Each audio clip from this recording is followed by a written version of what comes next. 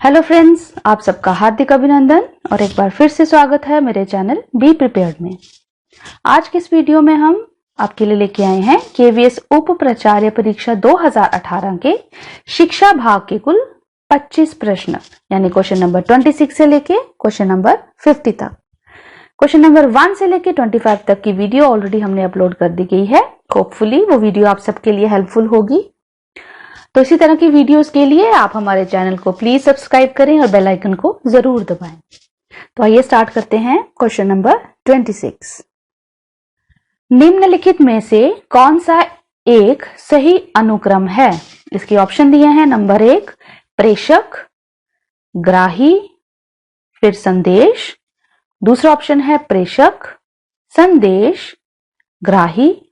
तीसरा ऑप्शन है संदेश, प्रेषक, ग्राही, और चौथा ऑप्शन दिया है ग्राही, प्रेषक और संदेश। इसका सही उत्तर है ऑप्शन 2, यानी प्रेषक, संदेश और ग्राही। ये इसका सही अनुक्रम है। अगला प्रश्न है, एक पाठ की योजना बनाते हुए एक शिक्षक या शिक्षिका को नहीं चाहिए कि नंबर 1 उसे अधिगमकर्ताओं का प्रदर्शन स्तर ज्ञात हो। दूसरा ऑप्शन, वह अपने शिक्षण के अनुमानित परिणामों के बारे में चिंता करे। तीसरा ऑप्शन है उसे अधिगमकर्ताओं के गृह पृष्ठभूमि का पता हो। और चौथा ऑप्शन दिया है वह एक संदर्भ पुस्तकालय से परामर्श ले। इसका सही उत्तर आएगा ऑप्शन 3, यानी उसे अधिगमकर्ताओं के गृह पृष्ठभूमि का पता हो। अगला प्रश्न दिया है, आईईपी यानी व्यक्तिगत शैक्षिक योजना तैयार करते हुए निम्नलिखित में से किसे आधार नहीं माना जाना चाहिए? इसके ऑप्शन दिए हैं। नंबर 1 प्राप्त किए जाने वाले व्यक्तिगत लक्ष्य। दूसरा ऑप्शन है लक्ष्यों की प्राप्ति हेतु समय सीमा। तीसरा ऑप्शन दिया है अभिभावकों की सलाह के बिना आईपी तैयार करना। और चौथा ऑप्शन दिया है अधिगमकर्ताओं की वर्तमान क्षमताएं। इसका सही उत्तर है ऑप्शन 3, अभिभावकों की सलाह के बिना आईईपी तैयार करना। अगला प्रश्न है, विद्यार्थियों के कार्य की गुणवत्ता की बिना समालोचनात्मक जांच के उच्च श्रेणी देने की अध्यापकों की प्रवृत्ति से। ऑप्शन दिया है। नंबर 1 उनके मूल्यांकन की वैधता कम होने की ओर अग्रसर हो जाती है। दूसरा ऑप्शन दिया है उनके मूल्यांकन की विश्वसनीयता अधिक होने की ओर अग्रसर हो जाती है। तीसरा ऑप्शन दिया है उनके मूल्यांकन की वैधता अधिक होने की ओर अग्रसर हो जाती है। और चौथा ऑप्शन दिया है उनके मूल्यांकन की विश्वसनीयता कम होने की ओर अग्रसर हो जाती है। इसका सही उत्तर है ऑप्शन 4, यानी उनके मूल्यांकन की विश्वसनीयता कम होने की ओर अग्रसर हो जाती है। अगला प्रश्न है, निम्नलिखित में से शिक्षण के प्रसंग चर कौन से हैं? ऑप्शन दिए हैं। नंबर 1 यानी ए ऑप्शन दिया है शिक्षकों का प्रशिक्षण। बी ऑप्शन दिया है बालकों की योग्यताएं।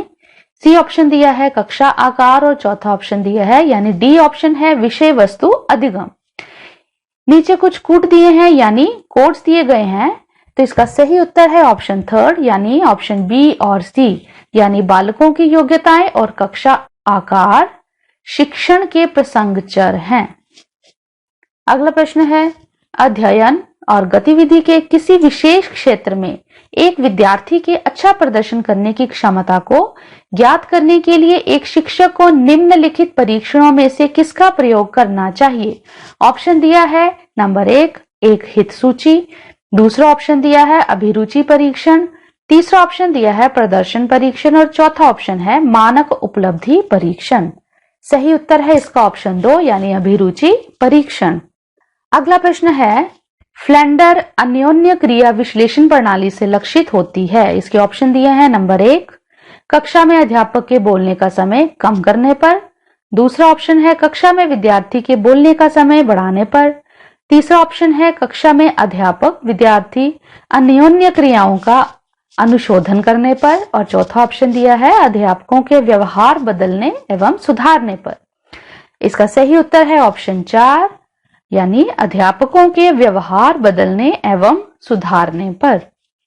अगला प्रश्न है, युवा लोग किसी विशेषज्ञ के साथ कार्य करते हुए अक्सर बहुत से कौशल सीख जाते हैं। इस प्रकार का अधिगम कहलाता है।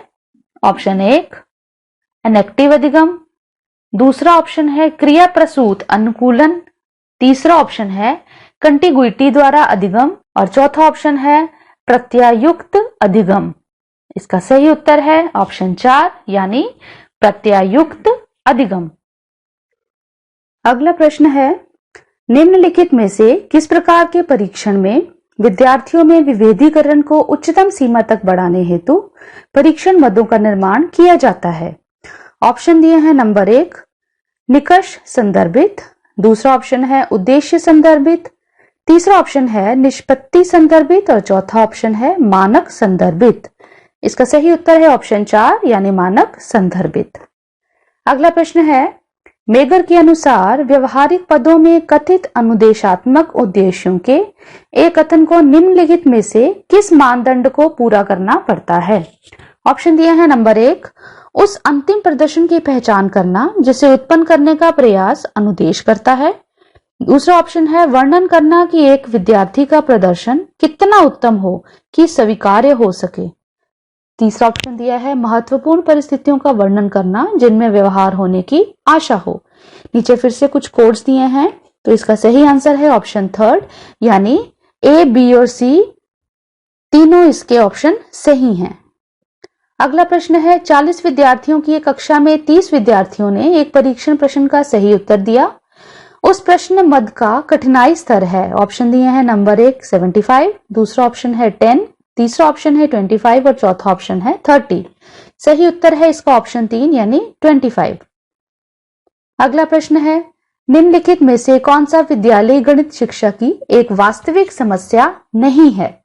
पहला ऑप्शन दिया है सभी विद्यार्थियों के लिए पाठ्य चर्चा निराशाजनक होती है, दूसरा ऑप्शन दिया है अधिकांश बच्चे गणित सीखने के योग्य नहीं होते हैं, तीसरा ऑप्शन है गणित के बारे में अधिकांश बच्चों में भय एवं विफलता की भावना होती है और चौथा ऑप्शन दिया है शिक्षकों में विश्वास, तैयारी एवं संपोषण का अभाव होता है।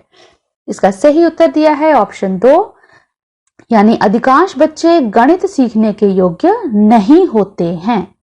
अगला प्रश्न है, निर्देशन का मुख्य उद्देश्य होता है अधिगम में सम्मिलित कर पाना। ऑप्शन दिए हैं नंबर 1 सहगामियों के साथ सफलतापूर्वक प्रतिस्पर्धा करने का सामर्थ्य, दूसरा ऑप्शन है एक उपलब्धि स्तर जो शिक्षार्थी क्षमता के भीतर हो, तीसरा ऑप्शन है विषय वस्तु में प्रभुत्व की प्राप्ति और चौथा ऑप्शन है स्वदिशा हेतु बढ़ा हुआ उत्तरदायित्व।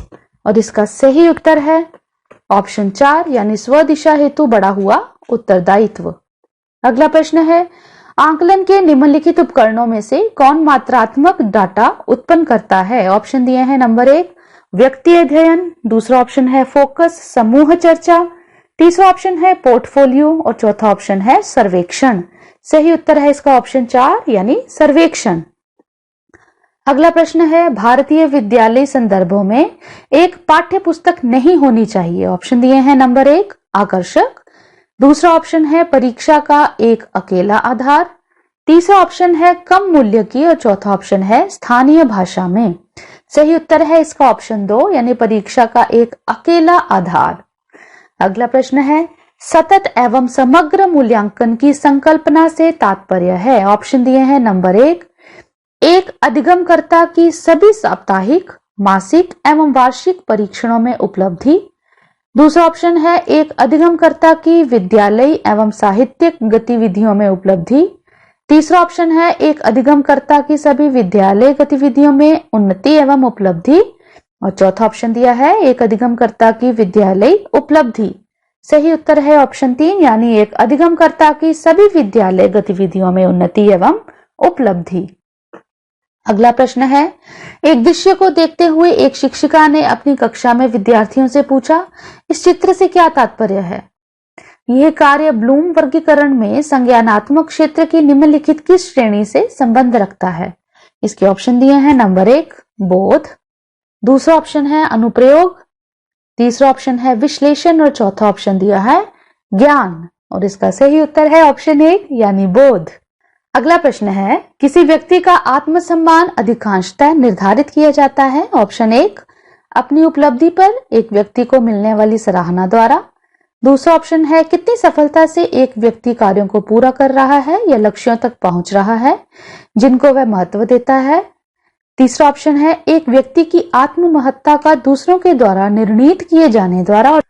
और चौथा ऑप्शन है एक व्यक्ति के स्वयं के बारे में बोध एवं धारणाओं द्वारा। सही उत्तर है इसका ऑप्शन 2, कितनी सफलता से एक व्यक्ति कार्यों को पूर्ण कर रहा है या लक्ष्यों तक पहुंच रहा है जिनको वह महत्व देता है। यह इसका सही उत्तर है। अगला प्रश्न है कक्षाओं 6 से 8वीं तक के लिए आरटीई अधिनियम 2009 द्वारा कितने न्यूनतम कार्य दिवस निर्धारित किए गए हैं। ऑप्शन दिया है नंबर 1 200, दूसरा ऑप्शन है 220, तीसरा ऑप्शन है 240 और चौथा ऑप्शन है 180। इसका सही उत्तर है ऑप्शन 2 यानी 220। अगला प्रश्न है निम्नलिखित में से कौन सी विशेषता अपसारी चिंतन के लिए सत्य नहीं है। ऑप्शन है नंबर 1 विचारों का अनूठापन, दूसरा ऑप्शन है विचारों का सुधार, तीसरा ऑप्शन है विचारों का प्रवाह और चौथा ऑप्शन है विचारों का लचीलापन। सही उत्तर है इसका ऑप्शन 2 यानी विचारों का सुधार। अगला प्रश्न है पाठ्य चर्चा के संदर्भ में निम्नलिखित कथनों में से कौन सा सही है। ऑप्शन 1 पाठ्य चर्चा में वांछनीय एवं योजनाबद्ध अनुभव सम्मिलित होते हैं। दूसरा ऑप्शन है पाठ्य चर्चा में अन्य विद्यालय अनुभवों के अतिरिक्त अवांछनीय एवं गैर योजनाबद्ध अनुभव सम्मिलित होते हैं। तीसरा ऑप्शन है पाठ्य चर्चा में अतिरिक्त पाठ्य चर्चा गतिविधियां सम्मिलित नहीं होती हैं और चौथा ऑप्शन है पाठ्य चर्चा एवं पाठ्यक्रम पर्यायवाची पद हैं। इसका सही उत्तर है ऑप्शन 2 यानी पाठ्य चर्चा में अन्य विद्यालय अनुभवों के अतिरिक्त अवांछनीय एवं गैर योजनाबद्ध अनुभव सम्मिलित होते हैं। अगला प्रश्न है अधिगम के रूप में आकलन यानी असेसमेंट इज लर्निंग में अधिक सुगमता नहीं होती है। ऑप्शन दिए हैं नंबर 1 मानकीकृत उपलब्धियों परीक्षणों द्वारा, दूसरा ऑप्शन है सहयोगात्मक अधिगम द्वारा, तीसरा ऑप्शन है समूह चर्चाओं द्वारा और चौथा ऑप्शन है विचारावेश द्वारा। सही उत्तर है इसका ऑप्शन 1 यानी मानकीकृत उपलब्धि परीक्षणों द्वारा। अगला प्रश्न है निम्नलिखित में से कौन सा समावेशी शिक्षा का एक स्तंभ नहीं है। इसका पहला ऑप्शन है अनिवार्य पदोन्नति, दूसरा ऑप्शन है अनिवार्य प्रतिधारण, तीसरा ऑप्शन है अनिवार्य उपलब्धि और चौथा ऑप्शन है अनिवार्य नामांकन। सही उत्तर है इसका ऑप्शन 1 यानी अनिवार्य पदोन्नति। अगला प्रश्न है एक प्रभावशाली अनुदेशात्मक योजना हेतु किसकी भूमिका न्यूनतम होनी चाहिए। इसके ऑप्शन दिए हैं नंबर 1 शैक्षिक प्रशासकों एवं योजनाकारों की, दूसरा ऑप्शन है अभिभावकों की, तीसरा ऑप्शन है शिक्षकों की एवं चौथा ऑप्शन है विद्यार्थियों की। और इसका सही उत्तर है एक प्रभावशाली अनुदेशात्मक योजना हेतु शैक्षिक प्रशासकों एवं योजनाकारों की भूमिका न्यूनतम होनी चाहिए। सो ऑप्शन 1 इसका सही उत्तर है। धन्यवाद। आगे भी इस तरह की वीडियोस को सबसे पहले देखने के लिए आप हमारे चैनल को सब्सक्राइब करें और बेल आइकन को दबाना बिल्कुल भी ना भूलें।